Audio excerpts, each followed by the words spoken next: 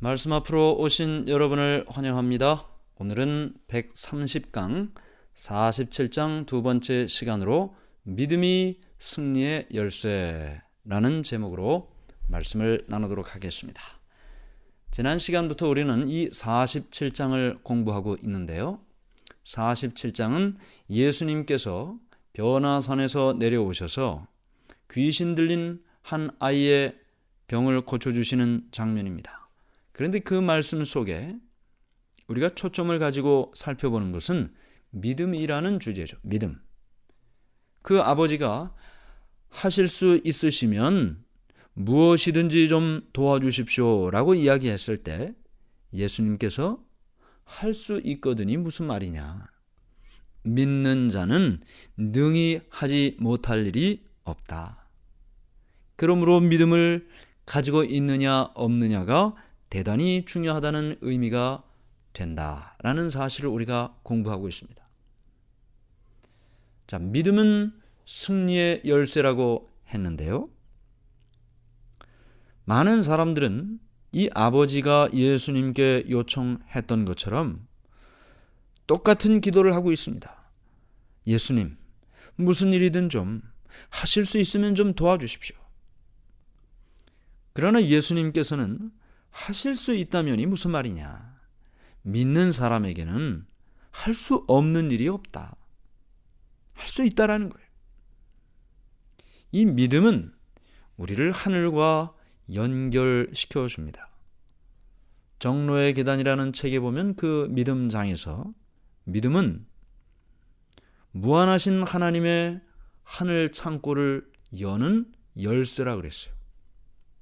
이 믿음만 가지고 있으면, 이 열쇠만 가지고 있으면 무한하신 하나님의 창고, 그 창고에는 없는 것이 없지요.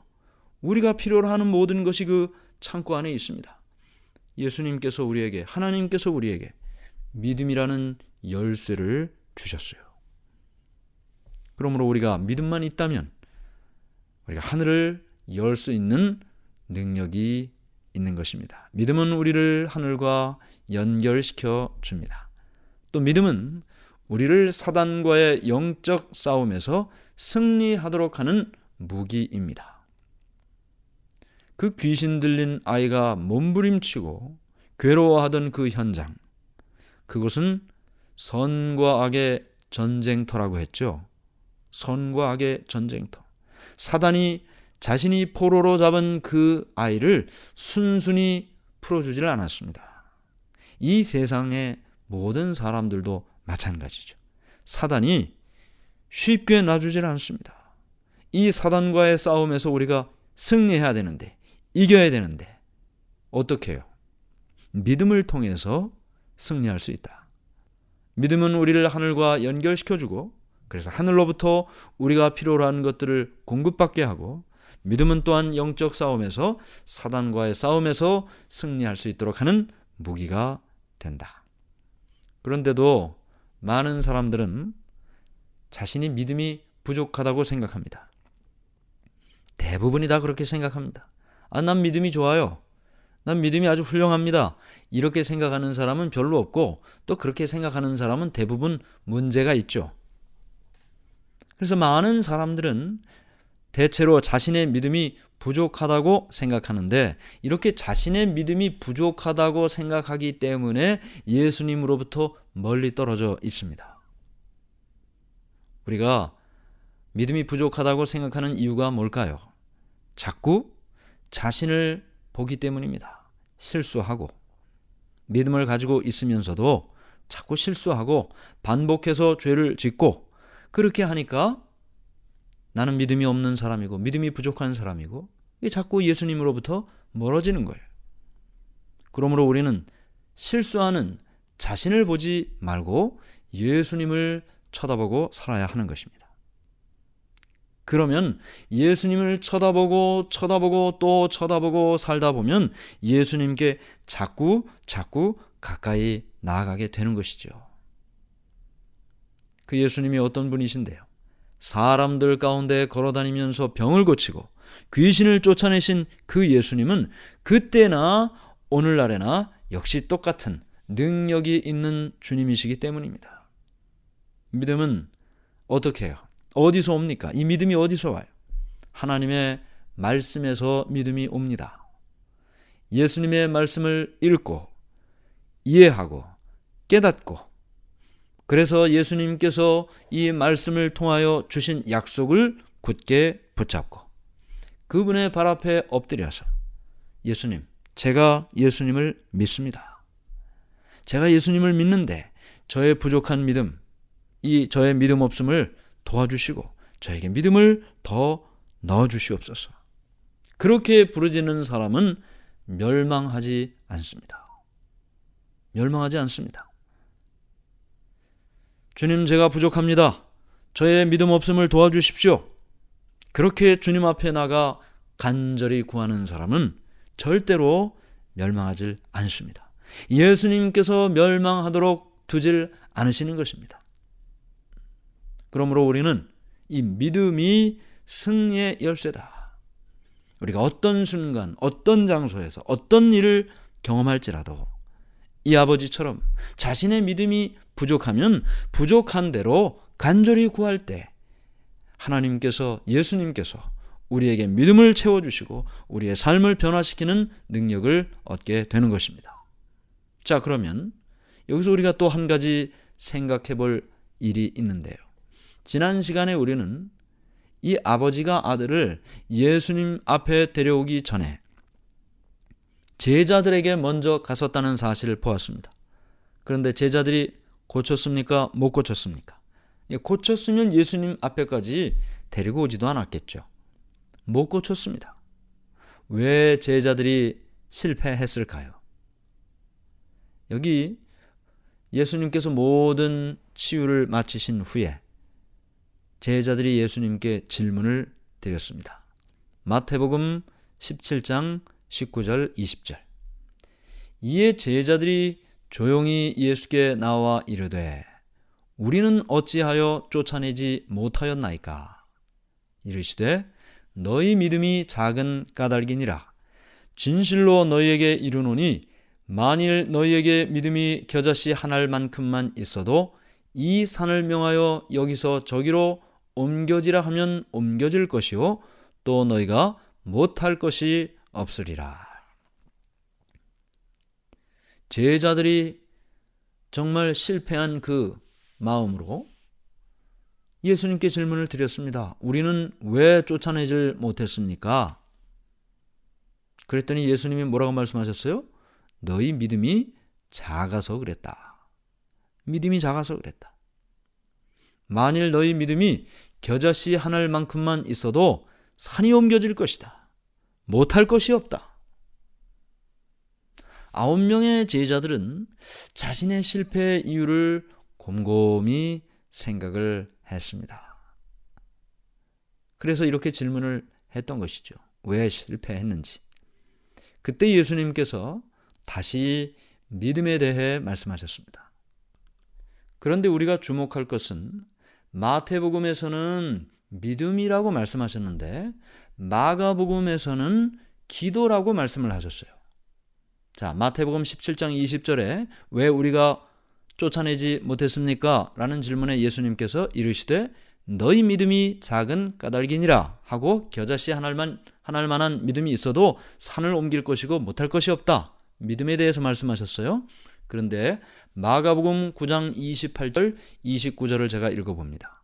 집에 들어가심에 제자들이 조용히 묻자오되 우리는 어찌하여 능히 그 귀신을 쫓아내지 못하였나이까? 이르시되 기도 외에 다른 것으로는 이런 종류가 나갈 수 없느니라. 마태복음에서는 믿음이 중요하다고 말씀하셨고 마가복음에서는 기도가 중요하다 말씀하셨습니다. 자, 이 이유를 우리가 살펴볼 필요가 있습니다. 첫 번째, 예수님께서 믿음이 부족하다고 하셨습니다. 제자들이 실패한 이유는 믿음이 부족했기 때문이고 이것은 곧 이 기도의 부족을 말하는 것이다. 믿음과 기도가 함께 가는 것이라고요. 그들은 더욱 깊이 예수님과 하나가 되질 못했습니다. 그리고 자신들에게 맡겨진 이 거룩한 사업에 소홀했습니다. 그래서 결국 영적 전쟁에서 실패했습니다. 귀신 들려서 병에 걸려 있는 그 아이, 사단에게 사로잡힌 사람이죠. 영적인 전쟁입니다. 그들이 그곳에서 승리하기 위해서는 믿음 그리고 기도 아니면 승리할 수가 없는 것이죠. 믿음이 작았기 때문에, 기도가 부족했기 때문에 그들은 실패할 수밖에 없었습니다. 이런 영적인 전쟁에서 승리하기 위해서는 믿음을 굳게 해야 됩니다. 어떻게 해요? 더욱 열렬한 기도와 금식으로, 그리고 겸손한 마음으로 주님께 나아가 주님께로부터 힘을 얻어야만 되는 것입니다. 이런 믿음은 어떻게 우리가 얻을 수가 있습니까?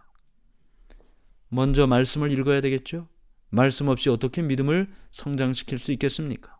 그리고는 기도해야 되겠죠? 하나님과의 교통 없이 우리가 어떻게 능력을 받을 수 있겠습니까? 어쩌다 한번 읽는 말씀 아니고, 어쩌다 한번 하는 기도 아니고, 진지하고 헌신적으로 열렬하고 꾸준하게 말씀을 읽고 기도를 드릴 때 주님께서 우리의 마음속에 주님을 향한 믿음을 갖게 해 주시는 것입니다.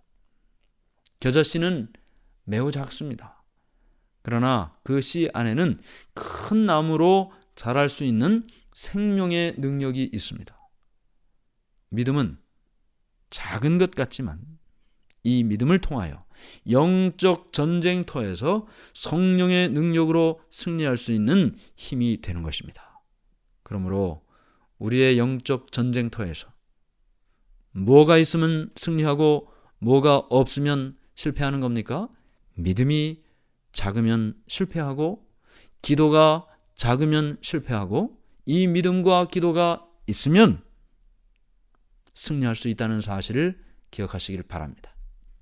두 번째, 이 제자들이 왜 실패했는가?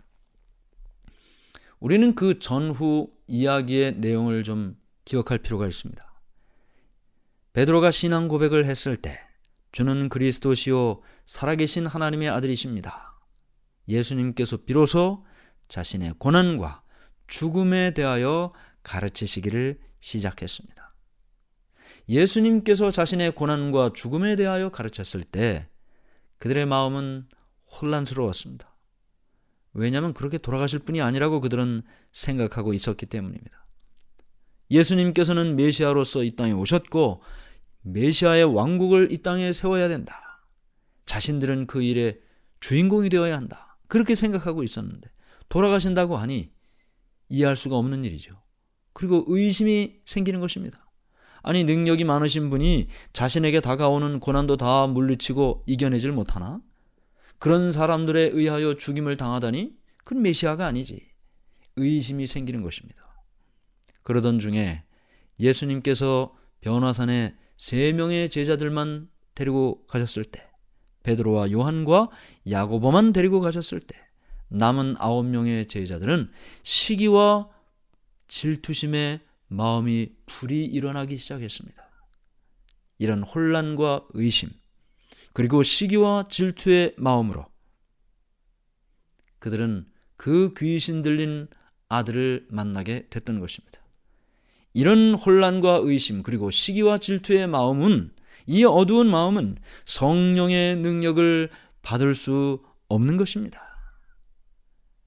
하나님의 전은 거룩한 곳이라 그랬죠. 우리는 성령의 전이라고 하지 않았습니까? 어떻게 우리의 더러운 마음에 거룩한 성령이 임재하실 수 있겠습니까? 시기와 질투는 하나님의 사업을 위한 능력을 받지 못하게 하는 것입니다. 왜 그들이 실패했는가? 그들의 마음에는 믿음은 없고 시기와 질투로 가득 찼기 때문이었습니다.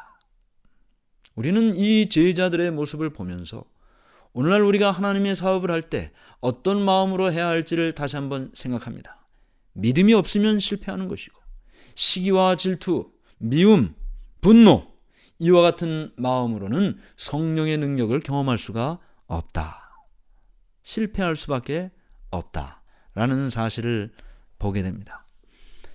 마지막으로 우리는 예수님께서 변화산 위에서 산 아래 귀신 들린 사람에게로 내려왔다는 사실을 주목합니다. 예수님께서는 변화산에서 하나님의 보호자로부터 흘러나오는 빛을 받으셨습니다.